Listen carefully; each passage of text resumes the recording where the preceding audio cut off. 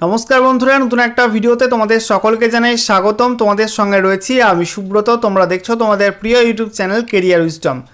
तो बंधुरा गुरुत्वपूर्ण एक भिडियो निये चले एलाम। युव साथी प्रकल्पेर फर्म फिलआप शुरू हो गेছে आज থেকেই। विभिन्न कैम्पेर माध्यमे এই फर्म जमा नेওয়া হচ্ছে এবং এরই মধ্যে একটি গুরুত্বপূর্ণ আপডেট উঠে এলো। যুব সাথী প্রকল্পের ফর্ম ফিলআপ নিয়ে এবার রাজ্য সরকারের একটি সিদ্ধান্ত পরিবর্তন হলো। কী সিদ্ধান্ত পরিবর্তন তোমাদেরকে পরপর ডিটেলস আলোচনা করব। তার আগে তোমাদেরকে জানিয়ে রাখি, যুব সাথী প্রকল্পের ফর্ম ফিলআপ কিন্তু রাজ্য সরকারের তরফ থেকে ঘোষণা করে দেওয়া হয়েছিল ক্যাম্পের মাধ্যমে, অফলাইন ফর্মের মাধ্যমে নেওয়া হবে। অর্থাৎ ক্যাম্পে গিয়ে বা ওয়েবসাইট থেকে ফর্ম তুলতে হবে, সেই ফর্ম ফিলআপ করে অফলাইনে ক্যাম্পে গিয়ে সেই ফর্মটা সাবমিট করে অ্যাকনোলেজমেন্ট স্লিপ নিয়ে চলে আসতে হবে। কোনো অনলাইন ফর্ম ফিলআপ হবে না, শুধুমাত্র অফলাইনে ক্যাম্পে গিয়ে ফর্ম ফিলআপ করতে হবে।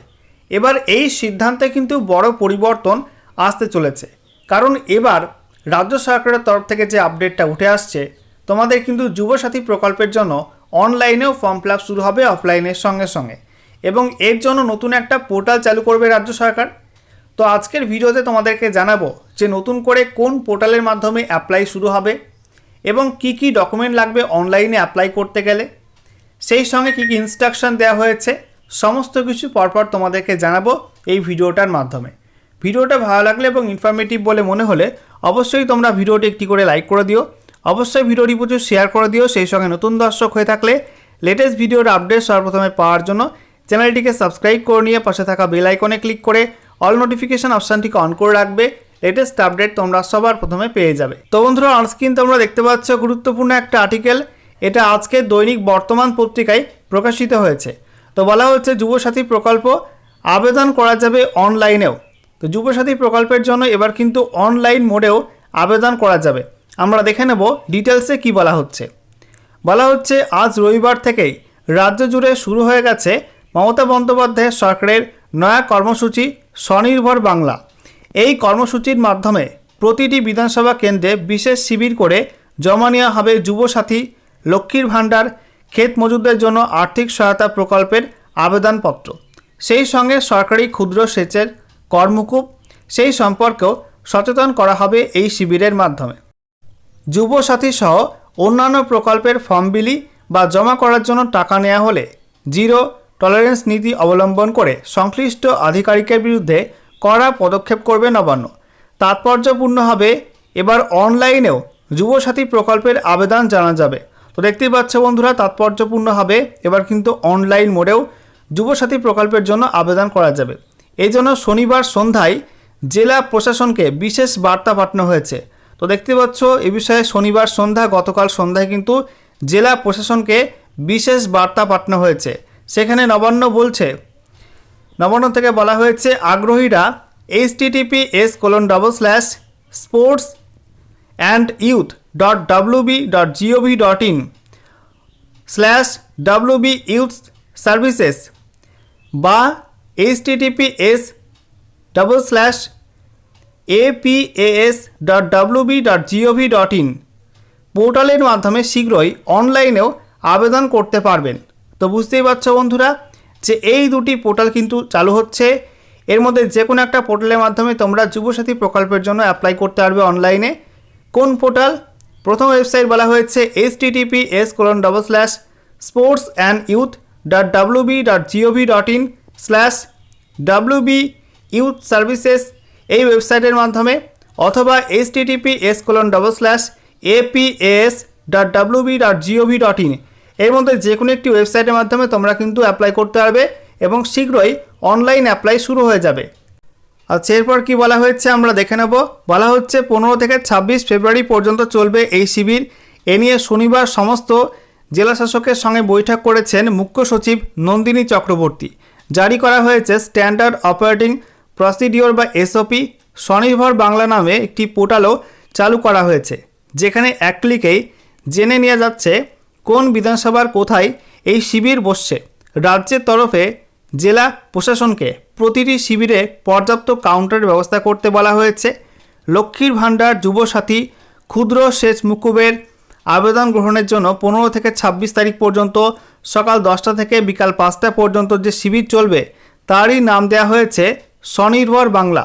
কারণ যুবসাথী প্রকল্প চালুর মূল কারণ হলো যুবক যুবতীদের চাকরির পরীক্ষা বা স্বনির্ভরতার জন্য প্রস্তুতি চালিয়ে যেতে আর্থিক সহায়তা দেয়া, সারা জীবন বেকার হয়ে বসে থেকে ভাতা নিয়ে যাওয়ার জন্য নয়। সেই কারণে এই শিবিরকে স্বনির্ভর বাংলা বলা হচ্ছে। 3টি প্রকল্পের আবেদন করতে কী কী নথি প্রয়োজন তাও জানিয়ে দেওয়া হয়েছে। এসওপি অনুযায়ী যুবসাথী প্রকল্পের জন্য আধার কার্ডের প্রতিলিপি বা জেরক্স কপি জমা দিতে হবে। সেই সঙ্গে প্রয়োজন পড়বে আবেদনকারীর সদ্য তোলা পাসপোর্ট সাইজের রঙিন ছবি, স্বাক্ষর সহ অর্থাৎ সই সহ কিন্তু পাসপোর্ট সাইজের রঙিন ফটো। সেই সঙ্গে বলা হচ্ছে মাধ্যমিক বা সমতুল্য পরীক্ষার admit card, marksheet, voter card, ঐচ্ছিক এবং ব্যাংক পাসবইয়ের প্রথম পাতার স্বাক্ষরিত ফটোকপি। তো বুঝতেই পারলে বন্ধুরা, যুবসাথী প্রকল্পে ফর্ম ফিল আপ করার জন্য কিন্তু এই সমস্ত ডকুমেন্টগুলো লাগছে এবং অনলাইনে অ্যাপ্লাই করার সময় কিন্তু এই সমস্ত ডকুমেন্টগুলোই তোমাদের লাগবে। এই সমস্ত ডকুমেন্টে কোনো ভুল থাকলে তোমরা কিন্তু অবশ্যই এখন সংশোধন করে নিও, ঠিক আছে। নেক্সট তোমাদের এখানে বলা হয়েছে উল্লেখ্য এই প্রকল্পের সুবিধা প্রতি মাসে সরাসরি উপভোক্তার ব্যাংক অ্যাকাউন্টে পাঠানো হবে। সেক্ষেত্রে অ্যাকাউন্টটি শুধুমাত্র যোগ্য উপভোক্তার একক নামে সিঙ্গেল অ্যাকাউন্ট থাকতে হবে। আর্থিক সহায়তা পেতে ক্ষেত মজুরদের শিক্ষাগত যোগ্যতার প্রমাণপত্র ছাড়া বাকি সমস্ত নথি দেওয়ার প্রয়োজন পড়বে। তো বুঝতেই পারছো যে এই সমস্ত প্রকল্পে তোমরা যারা ফর্ম ফিল আপ করবে তোমাদের যে ব্যাংক অ্যাকাউন্ট ডিটেলস দেওয়া হয়েছে, তো ব্যাংক অ্যাকাউন্ট কিন্তু অবশ্যই তোমাদের সিঙ্গেল ব্যাংক অ্যাকাউন্ট হতে হবে। জয়েন্ট ব্যাংক অ্যাকাউন্ট হলে কিন্তু তোমাদের টাকা যাবে না, টাকা কিন্তু পাবে না। পরিষ্কার বলছি, তোমরা কিন্তু অবশ্যই তোমাদের যুবসাথী প্রকল্পের জন্য বা অন্য কোনো প্রকল্পের জন্য হোক, সেখানে তোমরা ব্যাংক অ্যাকাউন্টের জেরক্স কপি দিলে অবশ্যই কিন্তু নিজের সিঙ্গেল ব্যাংক অ্যাকাউন্ট দেবে, জয়েন্ট অ্যাকাউন্ট কিন্তু দেবে না, ঠিক আছে। নেক্সট তোমাদের এখানে বলা হয়েছে ক্যাম্প চলাকালীন যাচাইয়ের কাজও শুরু করে দেওয়া হবে বলে জানিয়ে দেওয়া হয়েছে নবান্নের তরফে। অর্থাৎ এই ক্যাম্প চলাকালীন কিন্তু জমা পড়া অ্যাপ্লিকেশন ফর্মগুলো যাচাই করা বা ভেরিফিকেশনের কাজও কিন্তু শুরু হয়ে যাবে। আচ্ছা, এরপর এখানে বলা হয়েছে প্রসঙ্গত এসআইআর শুনানিতে গিয়ে নথি জমা দেওয়া সত্ত্বেও কমিশনের তরফে তার কোনো প্রমাণপত্র না দেওয়ায় ক্ষোভ উগরে দিয়েছিলেন মুখ্যমন্ত্রী মমতা বন্দ্যোপাধ্যায়। কিন্তু রাজ্যের ইস্যু করা এসওপিতে সাফ জানানো হয়েছে প্রতিটি আবেদনপত্রের প্রাপ্তি স্বীকার করে অ্যাকনোলেজমেন্ট স্লিপ দিতে হবে।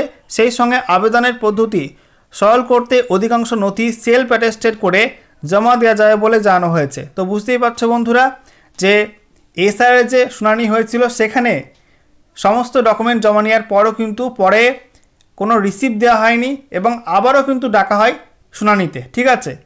কোনো রকম রিসিপ্ট ছাড়াই কিন্তু ফর্ম জমা নেওয়া হয় এবং আবারও কিন্তু ডাকা হয় এবং অনেকে কিন্তু হয়রান হয়েছে এসআইআরের প্রভাবে।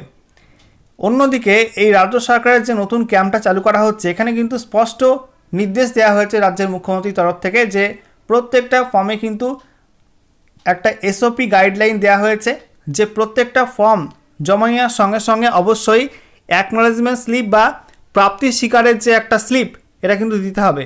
যে যে ফর্ম জমা করবে প্রত্যেকে একটা রিসিপ্ট কপি দিতে হবে বা অ্যাকনোলেজমেন্ট স্লিপ দিতে হবে যে ফর্মটা জমা নেওয়া হয়েছে এবং প্রত্যেকটা ডকুমেন্টের জেরক্স কপি সেগুলো কিন্তু সেলফ অ্যাটেস্টেড করে দিলেই হবে, ঠিক আছে।